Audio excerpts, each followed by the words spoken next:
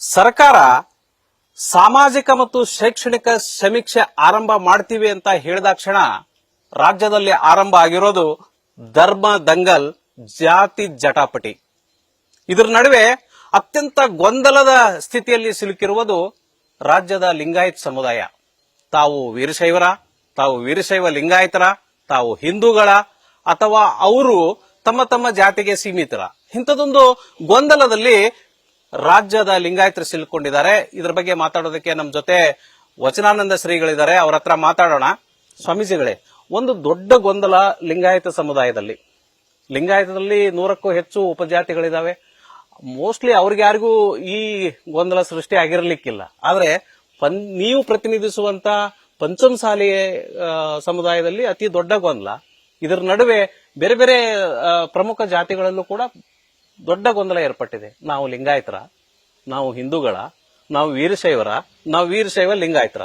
ಏನ್ ಹೇಳ್ತೀರಿ? ಒಂದು ಬಹಳ ಸ್ಪಷ್ಟತೆಯನ್ನು ನಿಮಗೆ ಹೇಳಕ್ಕೆ ಇಚ್ಛೆ ಪಡ್ತೇವೆ.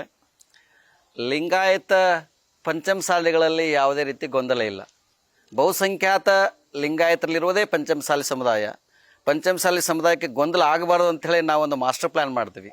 ಯಾವತ್ತು ಇದು ಸಾಮಾಜಿಕ ಮತ್ತು ಶೈಕ್ಷಣಿಕ ಸಮೀಕ್ಷೆ ಅಂತ ಮಾಡ್ತಾರೆ ಅಂತ ಹೇಳಿದ ತಕ್ಷಣವೇ ನಾವು ಮಾಡಿದ್ದು ಮೊಟ್ಟ ಮೊದಲು ಅಂತಂದರೆ ಜನ ಅಭಿಪ್ರಾಯ ಸಂಗ್ರಹ ಮಾಡಲಿಕ್ಕೆ ಶುರು ಮಾಡ್ತೀವಿ. 18 ಜಿಲ್ಲೆಗಳಲ್ಲಿ ಪ್ರವಾಸ ಮಾಡ್ತೀವಿ. ಅಲ್ಲಿ ವಿಡಿಯೋ ರೆಕಾರ್ಡಿಂಗ್ ಮಾಡ್ತೀವಿ. ಅವರ ಅಭಿಪ್ರಾಯಗಳನ್ನ ತೆಗೆದುಕೊಂಡಿವಿ. ನಾವು ನಮ್ಮ ರಾಜ್ಯಾಧ್ಯಕ್ಷರಾಗಿರುವಂಥ ಸೋಮನಗೌಡ ಪಾಟೀಲ್ ಇಬ್ಬರು ಕೂಡ್ಕೊಂಡು ಜಿಲ್ಲಾ ತಾಲೂಕು ಮಟ್ಟಗಳಲ್ಲಿ ಪ್ರವಾಸ ಮಾಡಿ ಅವರ ಅಭಿಪ್ರಾಯ ಸಂಗ್ರಹವನ್ನು ಮಾಡಿ ವಿಡಿಯೋ ರೆಕಾರ್ಡಿಂಗ್ ಮಾಡಿ ಮೇಲೆ ಕೊನೆಗೆ 16ನೇ ತಾರೀಕು ಪೀಠದಲ್ಲಿ ಬಂದು ಎಲ್ಲ ಧರ್ಮದರ್ಶಿಗಳು ಮತ್ತು ಎಲ್ಲ ಸಂಘದ ಹಿರಿಯರನ್ನ ಒಂದು ಕಡೆ ಕರೆಸಿ ಒಂದು ನಿರ್ಧಾರಕ್ಕೆ ಬಂದ್ವಿ ಅಂತಂದರೆ ಧರ್ಮ ಅಂತಂದರೆ ಹಿಂದೂ, ಜಾತಿ ಅಂತಂದರೆ Lingayat Panchamasali, A0828 code number. ಉಪಜಾತಿಯನ್ನು ಬರೆಸೋ ಅವಶ್ಯಕತೆ ಇಲ್ಲ. ಯಾಕಂತಂದರೆ ನಮ್ದು ಇರೋದೇ 2 ಕಡೆಗೆ ಇದೆ ಪಂಚಮಸಾಲಿನದು. ಒಂದು ವೀರಶೈವ ಪಂಚಮಸಾಲಿ ಇದೆ, ಇನ್ನೊಂದು ಲಿಂಗಾಯತ ಪಂಚಮಸಾಲಿ ಇದೆ. ಅದರಲ್ಲಿ ನಾವೆಲ್ಲರೂ ಲಿಂಗಾಯತ ಪಂಚಮಸಾಲಿ ಬರ್ಸ್ಬೇಕು ನಿರ್ಧಾರ ಮಾಡಿದ್ದೇವೆ. ಹಿಂದೂ ಬರ್ಸ್ಬೇಕು ಅಂತೀರಿ. ಆದ್ರೆ ಧರ್ಮದ ವಿಚಾರ ಬಂದಾಗ ನೋಡಿ, ಈಗ ನಮಗೆ ಸಿಗಿರುವಂಥ ಎಲ್ಲ ಸವಲತ್ತುಗಳು, ಅದು ಸಾಮಾಜಿಕ ಇರಬಹುದು, ಶೈಕ್ಷಣಿಕ ಇರಬಹುದು, ಆರ್ಥಿಕ ಇರಬಹುದು, ನಮ್ಮ ಮಠ ಇರಬಹುದು, ಅಥವಾ ಸಂಘ ಇರಬಹುದು, ಯಾವ ಅಡಿಯಲ್ಲಿ ಬರ್ತವೆ? ನಮ್ಮ ರೈತಾಪಿ ಜನರಿಗೆ ಸಿಗುವಂಥ ಎಲ್ಲ ಸೌಲಭ್ಯಗಳು ಹಿಂದೂ ಧರ್ಮದ ಅಡಿಯಲ್ಲೇ ಸಿಗ್ತಾ ಇರೋದ್ರಿಂದ ಆ ಕಾರಣಕ್ಕೆ ನಾವು ಹೇಳ್ತೇವೆ ನಾವೆಲ್ಲ ಹಿಂದೂಗಳು ಅಂತ ಬರ್ಸ್ಬೇಕು ಅಂತ.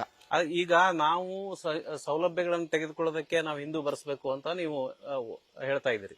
ಆದರೆ ಅಲ್ಲಿ ಕೂಡ ವೀರಶೈವ ಇಲ್ಲ, ಲಿಂಗಾಯತ ಇಲ್ಲ. ವೀರಶೈವ ಲಿಂಗಾಯತ ಇಲ್ಲ, ಇರುವುದು ಯಾವುದಪ್ಪ? ಹಿಂದೂ ಅಂತಿದೆ.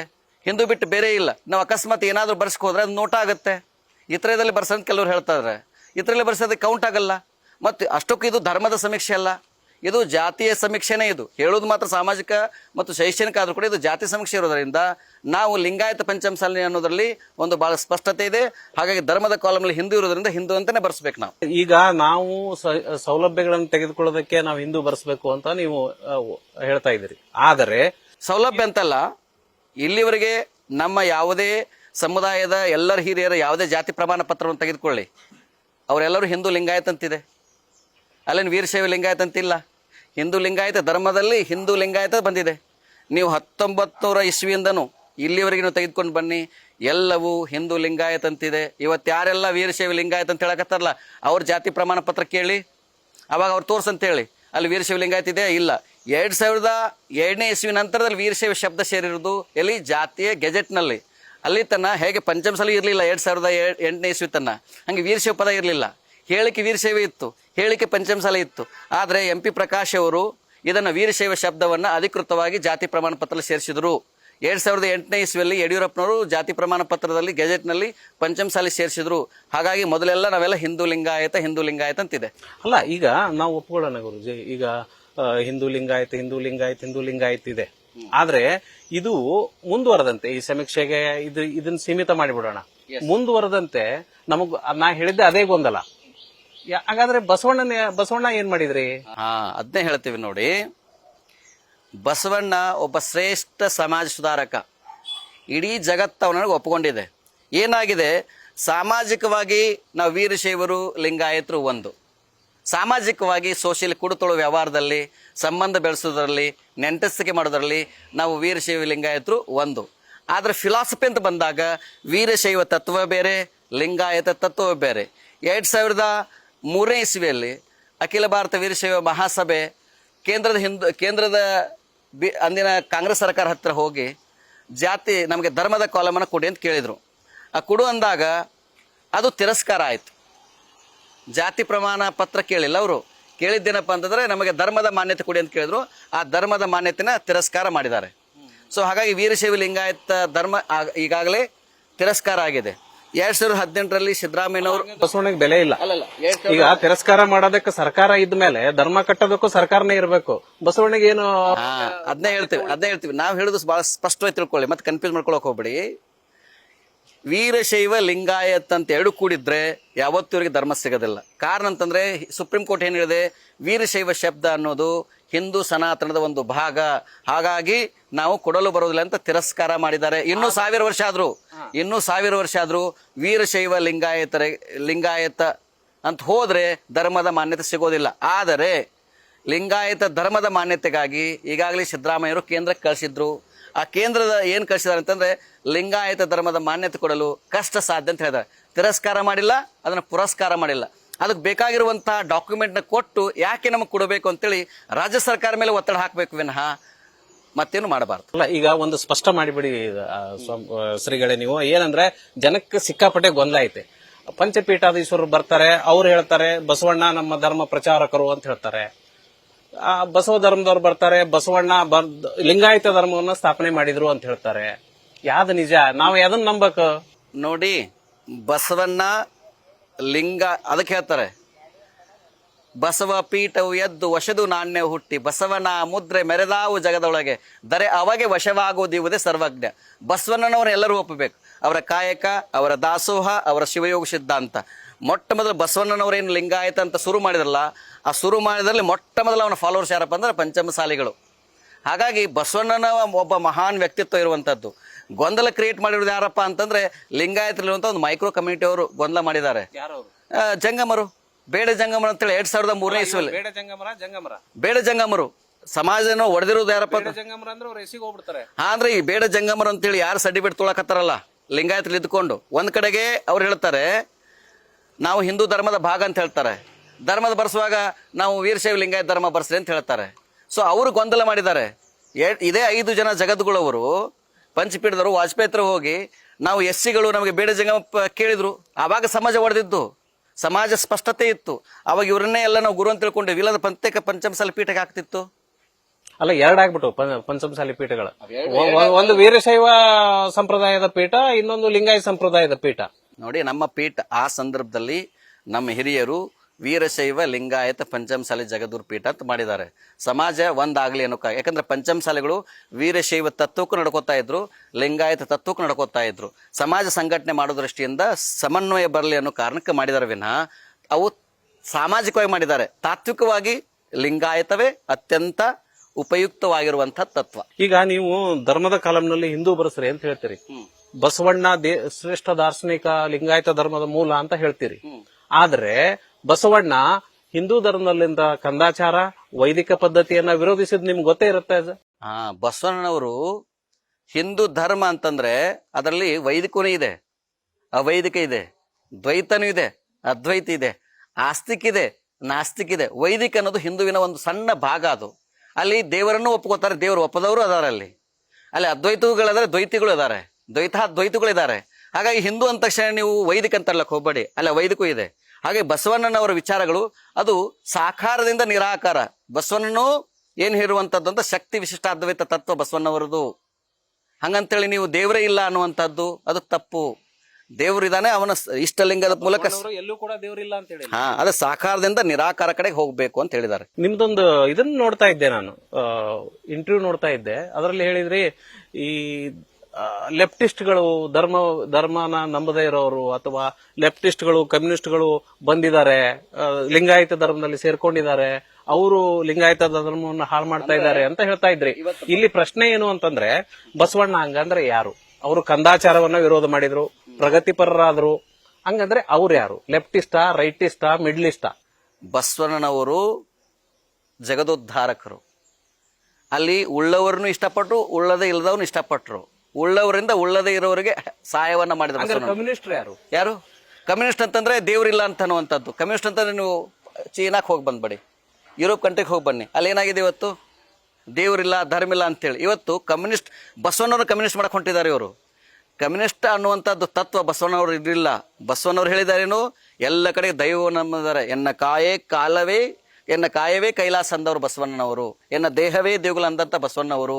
ಸಕಲ ಸಚರಾಚರ ವಸ್ತುಗಳಲ್ಲಿ ಭಗವಂತನ ಕಂಡವರು ಬಸವಣ್ಣನವರು. ಕೇವಲ ದೇವಸ್ಥಾನದಲ್ಲೇ ಮಾತ್ರ ಇಲ್ಲ ದೇವರು, ಎಲ್ಲ ಕಡೆ ಇದಾರೆ ಅಂತ ಅಂದವರು ಬಸವಣ್ಣನವರು. ಈಗ ಬಸವಣ್ಣವರು ಮೂರ್ತಿ ಪೂಜೆಯನ್ನ ವಿರೋಧ ಮಾಡಿದರು. ವೀರಶೈವರು ಸ್ಥಾವರಲಿಂಗ ಪೂಜಕರು. ನಿನ್ನೆ ದೊಡ್ಡ ಸಮಾವೇಶ ನಡೀತು ಹುಬ್ಬಳ್ಳಿಯಲ್ಲಿ ಸಮಾವೇಶ ನಡೆದಂತ ಸಂದರ್ಭದಲ್ಲಿ ನೀವೆಲ್ಲ ವೀರಶೈವ ಲಿಂಗಾಯತರು ಅಂತ ನೀವು ಬರ್ಸ್ಬೇಕು ಅಂತ ಎಲ್ಲರೂ ಕೂಡ ಹೇಳಿದ್ರು. ಅದರಲ್ಲಿ ಗೊಂದಲ ಸೃಷ್ಟಿ ಆಗಿದ್ದು ನಿಮ್ಗೆ ಗೊತ್ತಿದೆ, ಆಯ್ತಾ?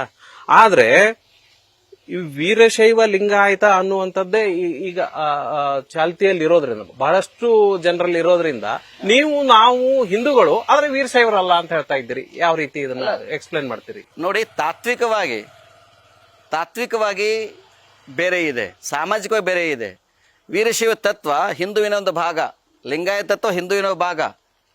ಧರ್ಮದ ಮಾನ್ಯತೆ ಹಿಂದೂ ಜೈನ ಅಂತ ಬರೆಸ್ತಾ ಇದ್ರು ಮೊದಲು, ಹಿಂದೂ ಸಿಖ್ ಅಂತ ಬರೆಸ್ತಾ ಇದ್ರು. ಮಾನ್ಯತೆ ಸಿಕ್ಕ ಮೇಲೆ ನಾವು ಬರ್ಸೋನಲ್ವಾ? ಈಗ ಮನೇನ ಅಡ್ರೆಸ್ಸೇ ಇಲ್ಲ. ಈಗ ನೀವು ಅಪ್ಪನ ಮನೆಯಲ್ಲಿ ಅಡ್ರೆಸ್ನಲ್ಲಿ ತಂದೆ ಅಡ್ರೆಸ್ ಕೊಡ್ಬೇಕಾವೇನ? ಅಡ್ರೆಸ್ ಇಲ್ಲದ ಮನೆಗೆ ಅಡ್ರೆಸ್ ಕೊಡಕ್ಕಾಗತ್ತಾ ನೀವು? ಬಸವಣ್ಣ ಮಾನ್ಯತೆಗೆ ಕಾಯ್ದ್ರ? ಯಾರು ಬಸವಣ್ಣ ಕಾಯ್ಲಿಲ್ಲ. ಅವ್ರಿಗೆ ಧರ್ಮ ಸ್ಥಾಪನೆ ಮಾಡ್ಬೇಕಂತ ಇರ್ಲಿಲ್ಲ, ಹಾಗೆ ಬದುಕಿದ್ರು. ಅವ್ರ ಫಾಲೋವರ್ಸ್ಗಳು ನಾವೆಲ್ಲ ಮಾಡಕತ್ತೀವಿ. ಇವತ್ತು ಬಸವಣ್ಣ ಇಡೀ ಜಗತ್ತು ಒಪ್ಕೊಂಡಿದೆ. ಲಂಡನ್ ಅಲ್ಲಿ ಯಾಕೆ ಬಸವಣ್ಣ ಕೂತ್ಕೊಂಡಿದ್ದ? ಅಲ್ಲ, ಬಸವಣ್ಣ ಹಂಗಾದ್ರೆ ಹಿಂದುವಿನ ಒಂದು ಭಾಗ ಅಂತ ನೀವು ಹೇಳ್ತೀರಿ? ಹೌದು, ಬಸವಣ್ಣ ಹಿಂದುವಿನ ಭಾಗ. ಹಿಂದುವಿನಲ್ಲಿ ನೀಲ್ ಕೇಳ್ರಿ, ಮತ್ತೆ ಅದಕ್ಕೆ ಕನ್ಫ್ಯೂಸ್ ಮಾಡಕ್ ಹೋಗ್ಬೇಡಿ. ಹಿಂದುವಿನಲ್ಲಿ ಸಾಕಷ್ಟು ಬರೀ ಅಲ್ಲಿ ವೈದಿಕ ಇದೆ, ಅವೈದಿಕ ಇದೆ. ಹಿಂದುವಿನ ಒಂದು ಭಾಗವನ್ನ ಬಸವಣ್ಣವರು ವಿರೋಧ ಮಾಡಿದ್ರು. ದೇಹದಲ್ಲಿ ಒಂದು ಭಾಗಕ್ಕೆ ನಿಮ್ಗೆ ಗಾಯ ಆದಾಗ ಅದಕ್ಕೆ ಚಿಕಿತ್ಸೆ ಕೊಡೋಕೆ ಇಡೀ ದೇಹವನ್ನ ಇದು ಮಾಡೋದು, ಚಿಕಿತ್ಸೆ ಕೊಡೋಕ್ಕಾಗಲ್ಲ. ನೀವು ನಿಮ್ಗೆ ಹಲ್ಲು ನೋವಾಗಿದ್ರೆ ಹಲ್ಲು ನೋವಿಗೆ ಮಾತ್ರ ನಿಮಗೆ ಚಿಕಿತ್ಸೆಯನ್ನು ಕೊಡ್ಬೇಕನ್ನ ಇಡೀ ಮೆದುಳಿಗೆ ಕೊಡೋಕ್ಕಾಗಲ್ಲ. ಹಂಗೆ ಬಸವಣ್ಣಲ್ಲಿ ಆ ಸಂದರ್ಭದಲ್ಲಿ ಏನು ಸಮಾಜದಲ್ಲಿ ಅತ್ಯಾಚಾರ ಬಗ್ಗೆ ಇತ್ತು, ಸಮಾಜ ಬಗ್ಗೆ ಕಂದಾಚಾರ ಇತ್ತು, ಮೌಢ್ಯ ಇತ್ತು. ಒಂದು ಕಡೆಗೆ ಹಸ್ತವನಿಗೆ ಅನ್ನ ಹಾಕ್ತಿರಲಿಲ್ಲ, ಇನ್ನೊಂದು ಕಡೆಗೆ ಅನವಶ್ಯಕವಾಗಿ ಅನ್ನವನ್ನ ವೇಸ್ಟ್ ಮಾಡ್ತಾ ಇದ್ರು. ಅದನ್ನ ಬಸವಣ್ಣ ವಿರೋಧ ಮಾಡಿದ. ಒಂದು ಕಡೆಗೆ ಹಾವಿಗೆ ಹಾಲು ಇರಿತೀರಿ, ಇನ್ನೊಂದು ಕಡೆ ಹಾವನ್ನು ಸಾಯಿಸ್ತೀರಿ, ಹಾವು ಬಂದ್ರೆ. ಅದಕ್ಕೆ ಬಸವಣ್ಣ ಜೀವ ಪರ ಇದ್ರು. ಹಾವಿಗೆ ಹಾಲು ಇರ್ಲಿಕ್ಕೆ ಹೋಗ್ಬೇಡಿ, ಅದು ಹಾಲು ಸೇವನೆ ಮಾಡಲ್ಲ, ಹಾಲು ಇಲ್ದವನಿಗೆ ಹಾಲು ಕೊಡ್ಸಿ ಅಂತ ಹೇಳಿದ್ರು. ಈಗ ಹಿಂದೂ ಧರ್ಮದ ಬಹುತೇಕ ಸಂಪ್ರದಾಯಗಳು, ಪುರಾಣಗಳು, ವೇದಗಳಿಂದ ರಚಿತವಾಗಿರುವಂತದ್ದು.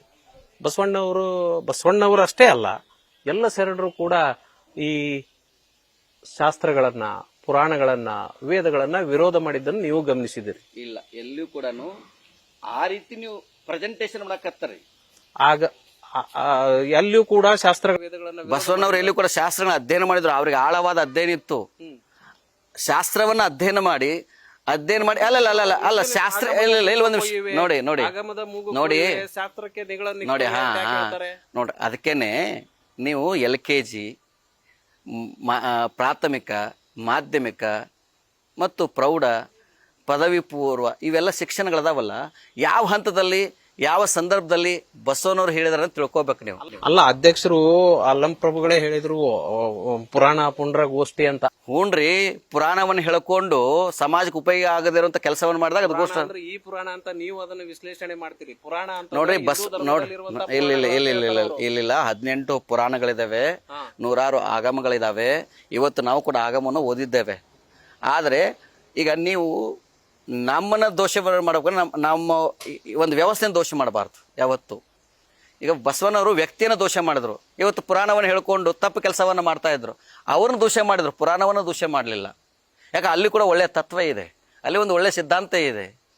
ಗೀತವ ಬಲ್ಲ ಆತ ಜಾಣನಲ್ಲ ಅಂತಂದ್ರು ಬಸವನವ್ರು. ಹಂಗಂದ್ರೆ ಗೀತೆನ ಓದಬಾರ್ದಾ? ಗೀತೆ ಹೆಂಗ ಏನು ಓದ್ಯಾನ ಹಂಗೆ ಬದುಕಪ್ಪ ಅಂತ ಹೇಳಿದ್ರು. ಬದುಕಲಿ ಅಂತ ಬರೀ ಗೀತೆ ಹೇಳಿ ಉಪಯೋಗ ಏನು? ಗಿಳಿಯೋದು ಫಲವೇನು, ಬೆಕ್ಕಬಹುದ ಹೇಳಲರಿಯೋದು, ಜಗವೆಲ್ಲ ಕಾಂಬಕ್ಕನ್ನು ತನ್ನ ನರಿಯೋದು ಅಂತ ಹೇಳ್ತಾರೆ. ಕೆಲವರು ಬಸವಣ್ಣನ ವಚನಗಳನ್ನ ತಮ್ಮ ಮೂಗಿನ ನೇರಕ್ಕೆ ವಿಶ್ಲೇಷಣೆ ಮಾಡ್ತಾರೆ. ಅದೇ ರೀತಿಯ ಪ್ರಯತ್ನ ನೀವೇನಾರ ಮಾಡ್ತೀರಿ? ನೋಡಿ, ಬಸವಣ್ಣನವರ ವಚನಗಳು ಅನುಭವದ ಕೂಡಿದಂತಹ ವಚನಗಳು. ಅದು ಕೇವಲ ಅದರಲ್ಲಿ ಅನೇಕ ಪ್ರಕಾರದ ಒಂದು ವಚನಗಳನ್ನ ವಾಚಾರ್ಥ, ಭಾವಾರ್ಥ ಅಂತಿದೆ. ವಚನಗಳನ್ನ ಅಲ್ಲಂ ಪ್ರಭುದೇವರ ವಚನಗಳನ್ನ ನಾಯ ತಿಂದವನಲ್ಲದೆ ಭಕ್ತನಲ್ಲ ಅಂತಂದ್ರೆ, ನಾಯಿ ತಿನ್ಲೇಬೇಕು ಹಂಗಂದ್ರೆ ಬಸವಣ್ಣ ಹೇಳಿ ಅಲ್ಲಂಪ್ರಭುದು ಹೇಳ್ದ ಅಂದ್ರೆ ನಾಯಿ ಅಂದ್ರೆ ಏನು, ಯಾರು ಅಂತಂದ್ರೆ ನಿಷ್ಠೆ ಇರ್ತಾನೋ, ನಾಯಿಗೆ ನಿಷ್ಠೆ ಇರ್ತತೆ. ಆ ನಿಷ್ಠೆ ನಮ್ಮೊಳಗೆ ಉಚ್ಛ್ವಾಸ ನಿಶ್ವಾಸ ಮಾಡ್ಕೊಂಡು ಅವನೇ ನಿಜವಾದ ಭಕ್ತ. ಈ ರೀತಿ ಹೇಳಿದ್ದು ಬಸವಣ್ಣವರು. ಈ ವಚನಗಳ ಆಳವಾಗಿ ಅಧ್ಯಯನ ಮಾಡಿದ್ರೆ ತಮಗೆ ಹೇಗೆ ಬೇಕಾ ವ್ಯಾಖ್ಯಾನವನ್ನು ಮಾಡಿದಾಗ ತಪ್ಪಾಗತ್ತೆ. ಈಗ ನಿಮ್ಮ ಸ್ಪಷ್ಟ ನಿಲುವೇನು? ಲಿಂಗಾಯತ ಸ್ವತಂತ್ರ ಧರ್ಮನ ಅಥವಾ ಲಿಂಗಾಯತ ಹಿಂದುವಿನ ಒಂದು ಭಾಗನ? ವೀರಶೈವರು ಯಾರು? ಇದಕ್ಕೆ ಸ್ಪಷ್ಟ ನಿಲುವು ಹೇಳಿಬಿಡಿ. ತಾತ್ವಿಕವಾಗಿ ಹೇಳಬೇಕು ಅಂತಂದ್ರೆ ತತ್ವದಲ್ಲಿ ಲಿಂಗಾಯತ ತತ್ವ ಬೇರೆ, ವೀರಶೈವ ತತ್ವವೇ ಬೇರೆ. ಈಗಾಗಲೇ ಲಿಂಗಾಯತಕ್ಕೆ ಹೆಂಗೆ ಜೈನ, ಹೆಂಗೆ ಬೌದ್ಧ, ಹೆಂಗೆ ಸಿಕ್ಕ ಇದೆಯೋ ಆ ಎಲ್ಲ ಹಕ್ಕುಗಳು ಲಿಂಗಾಯತ ತತ್ವದಲ್ಲಿದೆ. ಆದರೆ ಸದ್ಯದ ಪರಿಸ್ಥಿತಿಯಲ್ಲಿ ಯಾವುದೇ ಒಂದು ಧರ್ಮದ ಮಾನ್ಯತೆ ಸಿಗಬೇಕಂದ್ರೆ ಎಷ್ಟು ಜನಸಂಖ್ಯೆಯನ್ನು ನೋಡಿ ಮಾನ್ಯತೆ ಕೊಡೋದಿಲ್ಲ. ಜನಸಂಖ್ಯೆಯನ್ನು ನೋಡಿ ಮಾನ್ಯತೆ ಕೊಟ್ಟಿದ್ರೆ ಪಾರ್ಸಿಗಳ ಜನಸಂಖ್ಯೆ ಎಷ್ಟಿದೆ, ಮತ್ತು ಅವ್ರಿಗೆ ಯಾಕೆ ಮಾಡಿ ಜನಸಂಖ್ಯೆ ಅಲ್ಲ, ಅಲ್ಲಿ ಸಿದ್ಧಾಂತಗಳನ್ನು ನೀವು ಕೊಡಬೇಕು, ಅಲ್ಲಿ ಮಂಡಿಸ್ಬೇಕು. ನಾವು ಹೇಗೆ ನಾವು ಡಿಫ್ರೆಂಟು, ಹೆಂಗೆ ಬೌದ್ಧರಂಗೆ ಹೆಂಗೆ ನಾವು, ಜೈನರಾಗಿ ಹೇಗೆ ನಾವು, ಹೆಂಗೆ ಸಿಗ್ತಾ, ಅದಕ್ಕೆ ನೀವು ಪ್ರೂಫ್ಗಳನ್ನು ಕೊಟ್ಟು ಮಾನ್ಯತೆಯನ್ನು ಪಡ್ಕೋಬೇಕು ವಿನಃ. ಇನ್ನೊಂದು ವಾದ ಇದೆ ಗುರುಗಳೇ, ಏನಂತಂದ್ರೆ ಈಗ ನೀವೇನು ಉದಾಹರಿಸಿದ್ರಿ ಅವೆಲ್ಲ ಉತ್ತರ ಭಾರತದ ಮೂಲದಿಂದ ಬಂದಂತ ಧರ್ಮಗಳವು. ಅಲ್ಲಿ ರಾಜಕೀಯವಾಗಿ ಅವರೆಲ್ಲ ಪ್ರಭಾವಶಾಲಿಗಳು, ಹಂಗಾಗಿ ಅವ್ರಿಗೆ ಬೇಗ ಸಿಕ್ತು. ನಮ್ಮ ಹಾಗೇನಿಲ್ಲ, ಅಲ್ಲ ಬೇಗ ಅವರು ಪ್ರಭಾವ ಯಾಕೆ ಸಿಕ್ತು ಯಾಕೆ ಸಿಗ್ಲಿಲ್ಲ ಅನ್ನೋದೊಂದು ಹೇಳ್ತೀವಿ ನಾವು. ಅವ್ರು ಯಾರು ಕೂಡ ಹಿಂದೂಗಳನ್ನ ಬೈಲಿಲ್ಲ, ಜೈನರು ಯಾರು ಕೂಡ ನಾವು ಹಿಂದೂಗಳಂತ ಹೇಳಿಲ್ಲ, ಹಿಂದೂಗಳಲ್ಲ ಅಂತ ಹೇಳಿಲ್ಲ. ಸಿಖ್ರು ಯಾರು ಕೂಡ ಹಿಂದೂಗಳಲ್ಲ, ಮೂರ್ತಿ ಪೂಜೆ ಮಾಡ್ಲಕ್ಕೆ ಹೋಗ್ಬೇಡ್ರಿ ಅದನ್ನು ಬೈಕೋತ್ ಹೋಗ್ಲಿಲ್ಲ. ಅವರು ತತ್ವವನ್ನು ಮಂಡಿಸೋರು ಸೈಲೆಂಟ್ ಆಗಿ ಧರ್ಮದ ಮಾನ್ಯತೆಯನ್ನು ತೆಗೆದುಕೊಂಡ್ರು. ನಮ್ಮ ಮೂಲ ತತ್ವನೇ ಸ್ಥಾವರಲಿಂಗ ವಿರೋಧಿಗಳ ನಾವು. ನಿಮ್ಮಲ್ಲಿ ಸ್ಥಾವರಲಿಂಗ ಇಲ್ಲ, ಸ್ಥಾವರಲಿಂಗ ಪೂಜೆ ಮಾಡೋರು ಬಿಟ್ಟು ಬಿಡಿ, ಅವ್ರನ್ನ ನೀವು ಟೀಕೆ ಮಾಡ್ತೀರಿ. ಇಷ್ಟು ಲಿಂಗ ಹೆಂಗೆ ಪೂಜೆ ಮಾಡೋದು ಹೇಳ್ಕೊಡಿ. ಇದರಲ್ಲಿ ಲಿಂಗಾರ್ಚನೆ ಇದೆ, ಲಿಂಗ ನಿರೀಕ್ಷಣೆ ಇದೆ, ಲಿಂಗಾನುಸಂಧಾನ ಇದೆ. ಆರಂಭದಲ್ಲಿ LKG ಲೆವೆಲ್ನಲ್ಲಿ ಅಷ್ಟವಿಧ ಅರ್ಚನೆ ಷೋಡಶೋಪಚಾರವ ಮಾಡುವುದು, ಮಾಡಿದ ಪೂಜೆಯ ನೋಡುವುದು, ಶಿವತತ್ವ ಗೀತವ ಹಾಡುವುದು, ಶಿವನ ಮುಂದೆ ನಲಿದು ಹಾಡುವುದು, ಕೂಡಲ ಸಂಗಮ ದೇವ ಅಂತ ಹೇಳ್ತಾರೆ. ನೀವು ಅಲ್ಲಿ ಏನು ಸ್ಥಾವರಲಿಂಗ ಪೂಜೆ ಮಾಡುವಲ್ಲಿ ಯಾವ ರೀತಿ ಪರಿಕರಗಳು ಉಪಯೋಗಿಸ್ತಾರಲ್ಲ, ಹಂಗೆ ಇಷ್ಟಲಿಂಗ ಮಾಡುವಲ್ಲಿ ಇದನ್ನು ನೀವು ಮಾಡ್ರಿ ಅಂತ ಹೇಳ್ತಾರ. ನೀವು LKG ಮಕ್ಕಳಿಗೆ ಹೇಳುವಂಥ ಪಾಠವನ್ನು ಅದನ್ನ ಹೇಳ್ತಾ ಇಲ್ಲ, ನೀವು PhD ಪಾಠವನ್ನು LKG ಮಕ್ಕಳಿಗೆ ಹೇಳಕತ್ತಾರೆ. LKG ಮಕ್ಕಳಿಗೆ ಅರ್ಥ ಆಗ್ತಾ ಇಲ್ಲ. ಒಮ್ಮೆಲೆ ನೀವು ದೇವ್ರ ಭಯಕ್ಕೆ ಶುರು ಮಾಡಿದರೆ, ಒಂದ್ ಕಡೆ ಬಸವಣ್ಣ ಹೇಳ್ತಾರೆ, ಎತ್ತೆತ್ತ ನೋಡಿದತ್ತ ನೀನೇ ದೇವ, ಸಕಲ ವಿಸ್ತಾರದರು ನೀನೇ ದೇವ, ವಿಶ್ವತೋ ಚಕ್ಷು ನೀನೇ ದೇವ, ವಿಶ್ವತೋ ಪಾದ ನೀನೇ ದೇವ ಅಂತ ಬಸವಣ್ಣ ಹೇಳ್ತಾರೆ. ಮತ್ತು ಎಲ್ಲ ಕಡೆ ಬಸವಣ್ಣ ಅದಂತ ಲಿಂಗ ದೇವಸ್ಥಾನದ ದೇವರದನ್ನಲ್ಲ, ಅದ್ರ ಜೊತೆಗೇನೆ ದೇಹವೇ ದೇಗಲೋಯ್ಯ ಅಂತ ಹೇಳ್ತಾರೆ. ನೋಡ್ರಿ, ಅದೇ ಸಿದ್ಧಾಂತ ತತ್ವಗಳಿದಾವಲ್ಲ, ಅದು ಬಸವಣ್ಣ ಹೇಳಿದ್ದು ಆಕಾರದಿಂದ ನಿರಾಕಾರ, ಆಕಾರದಿಂದ ನಿರಾಕಾರ. ಕುಂಭ ಸಹಸ್ರ ಉದಕದೊಳಗೆ ಬಿಂಬಿಸಿ ತೋರ್ಪ ಸೂರ್ಯನೊಬ್ಬನಲ್ಲದೆ ಮತ್ತೆ ಹಲಬರುಂಟೆ, ಸಕಲ ಜೀವ ಆತ್ಮಗಳೇ ಸಂಭ್ರಮಿಸುವ ದೇವನೊಬ್ಬನಲ್ಲದೆ ಮತ್ತೆ ಹಲಬರುಂಟೆ ಅಖಂಡೇಶ್ವರ ಅಂತ. 1,000 ಜನ ಹೆಣ್ಮಕ್ಳು ತಲೆ ಮೇಲೆ ಕುಂಭ ಹೊತ್ಕೊಂಡು ಹೊರಟಿರ್ತಾರೆ. ಎಲ್ಲರ ಕುಂಭದಲ್ಲಿ ಸೂರ್ಯನ ಪ್ರತಿಬಿಂಬ ಬೀಳುತ್ತೆ, ಆದರೆ ಸೂರ್ಯ ಒಬ್ಬನೇ. ಅಲ್ಲಿ ಹೆಣ್ಮಕ್ಳು 1000 ಜನ ಇರಬಹುದು, ಹಾಗೇನೆ ಎಲ್ಲರಲ್ಲಿ 1000 ಜನ ಇರಬಹುದು, ಅದ್ರಲ್ಲಿ ದೈವ ಒಂದೇ ಅಂತ ಬಸವಣ್ಣ ಹೇಳ್ತಾರೆ. ಈಗ ಇದು ಜಾತಿ ಸಮೀಕ್ಷೆ ಏನೇ ಇರಲಿ ಗುರುಗಳೇ, ಈಗ ಏನು ನೀವು ಎಲ್ಲಾ ಮಠಾಧೀಶರು, ನಿಮ್ಮೊಬ್ಬರೇ ಅಂತಲ್ಲ, ಲಿಂಗಾಯತಕ್ಕೆ ಸಂಬಂಧಪಟ್ಟಂತ ಎಲ್ಲಾ ಮಠಾಧೀಶರು ಏನ್ ಹೇಳ್ತಾ ಇದ್ದೀರೋ, ರಾಜಕೀಯ ಲೀಡರ್ಗಳು ಏನ್ ಹೇಳ್ತಾ ಇದ್ದೀರೋ, ಇದು ಈ ಜಾತಿ ಸಮೀಕ್ಷೆಗೆ ಅಷ್ಟೇ ಸೀಮಿತವಾಗಿರಲ್ಲ. ಇದು ಬಹಳ ದೊಡ್ಡ ಮುಂದಿನ ಸಾಮಾಜಿಕ ಕ್ರಾಂತಿಯೊಳಗ ಇದು ತನ್ನ ಪಾತ್ರವನ್ನು ವಹಿಸ್ತದೆ. ಇಂಥ ಸಂದರ್ಭದಲ್ಲಿ ಎಲ್ಲ ಈ ಬೇರೆ ಬೇರೆ ಸ್ವಾಮೀಜಿಗಳು, ರಾಜಕಾರಣಿಗಳು ಗೊಂದಲವನ್ನು ಸೃಷ್ಟಿ ಮಾಡಿದ್ರೆ ಜನ ಸಮುದಾಯ ಏನ್ ಅರ್ಥ ಮಾಡ್ಬೇಕು? ನೋಡಿ, ಗೊಂದಲವನ್ನ ಯಾರು ಸೃಷ್ಟಿ ಮಾಡ್ತಾ ಇದ್ದಾರೆ? ಲಿಂಗಾಯತರಲ್ಲಿ ಒಂದು ಮೈಕ್ರೋ ಕಮ್ಯುನಿಟಿ ಸ್ವಾಮಿಗಳು. ಇದು ಕ್ಲಾರಿಟಿ ಹೇಳ್ತೀವಿ ನಾವು. ಅವ್ರಿಗೆ ಲಿಂಗಾಯತಕ್ಕೆ ಸಂಬಂಧ ಇಲ್ಲ. ಒಂದು ಮೈಕ್ರೋ ಕಮಿಟಿ ಅವ್ರು ಹೇಳ್ತಾರೆ, ತಮ್ಮ ಲಾಭಕ್ಕಾಗೇನೆ ಅವ್ರು ಹೇಳೋದು. ಈಗ ನೋಡಿ, ಅವರು ಈಗ ಓಪನ್ ಆಗಿ ಹೇಳಿ ನೋಡೋಣ, ನೀವೆಲ್ಲ ಹಿಂದೂಗಳು ಬರ್ಸ್ರಿ, ಮತ್ತೆ ಯಾಕೆ ಬೇಡ ಜಂಗಮ್ ಬರ್ಸ್ರಿ ಅಂತ ಹೇಳ್ತಾರೆ. ನಮಗೆ ಉಳಿದ ಭಕ್ತರಿಗೆಲ್ಲ ಹೇಳ್ತಾರೆ ವೀರಶೈವ ಲಿಂಗಾಯತ ಬರ್ಸ್ರಿ ಅಂತ ಹೇಳ್ತಾರೆ. ಅವ್ರು ಮಾತ್ರ ಅವ್ರ ಕಮ್ಯುನಿಟಿ ಇದೆಲ್ಲ, ಈಗ ಅದಕ್ಕೊಂದು ಸಂಸ್ಥೆ ಇದೆಲ್ಲ, ಆ ಸಂಸ್ಥೆಗೆ ಈಗಾಗಲೇ ಬಿಡುಗಡೆ ಮಾಡಿದಾರೆ. ಅವರು ಏನಂತಂದ್ರೆ ಬೇಡ ಜಂಗಮ್ ಬರ್ಸ್ರಿ ಅಂತ ಹೇಳಿದ್ದಾರೆ.